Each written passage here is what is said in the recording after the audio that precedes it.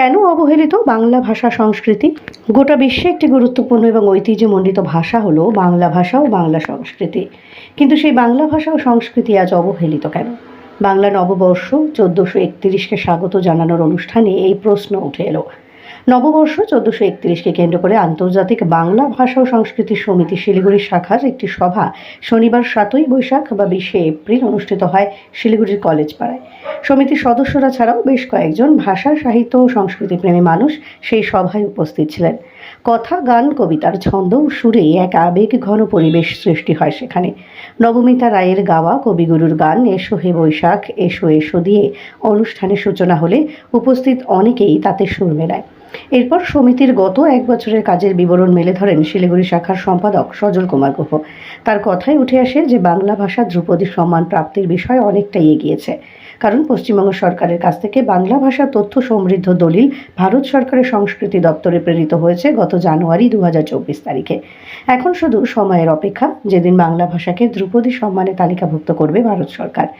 গত অক্টোবরে আকাশবাণী শিলিগুড়ি সকালের 1 ঘন্টার বাংলা অনুষ্ঠান বন্ধের বিরুদ্ধে সোচ্চার হয়ে 1 মাস পর পুনরায় চালু করতে সমর্থ হয়। গত কয়েক বছর সমিতির ধারাবাহিক আবেদন অনুরোধে সাড়া দিয়ে শিলিগুড়ি ও আশেপাশের এলাকার 22টি সাইনবোর্ডে বাংলা যুক্ত হয়।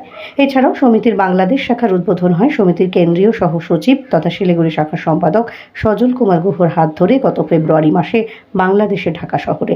সমিতি সারা বছর ভাষা সাহিত্য নিয়ে কাজ করে চলেছে বিগত 10 বছর ধরে। মনীষী বিশিষ্টজন ছাড়া শহীদদের স্মরণে পত্র-পত্রিকা ও সভা আয়োজন করা হয় সময়ে সময়ে। এরপর এক এক করে কবিতা পাঠে অংশ নেন শিক্ষিকা মহুয়া রুদ্র, ধনঞ্জয় পাল, অর্চনা মিত্র, কণিকা দাস, নবমিতা রায় প্রমুখ। এর আগে গত ফেব্রুয়ারি মাসে সমিতির 3 সদস্যের বাংলাদেশ ভ্রমণ নিয়ে বিস্তারিত বিবরণ মেলে ধরেন সহ সম্পাদক অনিল সাহা। 21-এর আবেগ, অনুভূতি ও বাংলাদেশের মানুষের প্রাণ ভরা ভালোবাসা তাদের মন জয় করে নেয়। এরপর বাংলা ভাষা সাহিত্য নিয়ে আলোচনায় যোগ দেন সমিতির সদস্য আশিস ঘোষ ও আমন্ত্রিত অতিথি প্রধান শিক্ষক প্রেমানন্দ রায় ও নিলয় মজুমদার।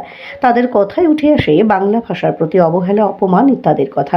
তারা স্বীকার করেন বাংলা ভাষা সংস্কৃতি অবহেলার জন্য মূলত দায়ী কিছু বাঙালি, যারা নিজ ভাষা তুচ্ছ করে অন্য ভাষাকে আপন করছে।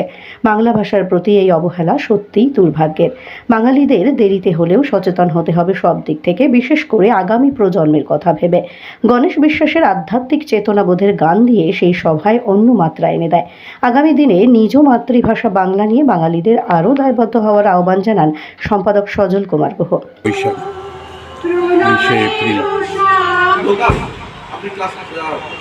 বলছেন না কিছু, আপনি তো এরকম দিয়ে হবেন, উনি বললেন না, ঠিক আছে কত নম্বরের ক্লাস আমি যাচ্ছি। প্রদয়বাবু একটু পরে শুরু করলেন এভাবে, দেখো which is come first, language or literature? First come language, then literature. তা আমরা এখানে যারা লিটারেরি বিষয় নিয়ে ভাবছি, ল্যাঙ্গুয়েজটাকে বাঁচান, লিটারেচার বাঁচবে একদম। আর আমাদের পূর্বসূরীরা এত বড় দেশটা বিভাগ হলো, আমার বাইপাস সার্জারি হয়ে গেল। আমাদের যে সমস্ত প্রতিষ্ঠিত সাহিত্যিকরা তারা একবারও লিখেছেন যে দেশটা ভাগ হলো কেন, দেশের বিভাগের জন্য তুমি দায়ী নও, তার জন্য বেদনা। ধন্যবাদ জানাই যারা হচ্ছে গিয়ে বাংলাদেশে গেছেন, কিন্তু তারা কি কখনো আফসোস করেন? বাংলা ভাগ হয়েছে, ভাগ হওয়ার পরেও গ্রামে গ্রামান্তরে সন্ধে নামার আগেই সেটি আসবে ফিরে ঘরে। সতর্কতার দৃষ্টি ভীষণ, সাবধানী তার চোখ। এপাশ ওপাশ তাকিয়ে দেখে, দেখছে নাকি লোক।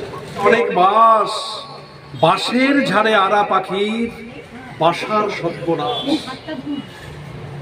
ঘর হারালো আড়া পাখি, বিনিদ্র রাত কাটে, মিছিল করে লোকগুলি সব ঝান্ডা নিয়ে হাঁটে। কে জিতবে কে হারবে সে তো ভাগ্য ফল, রাত্রি জেগে আড়া পাখি ফেলছে চোখের জল। আমরা অনেক বডির প্রশাসনের কথা বলি,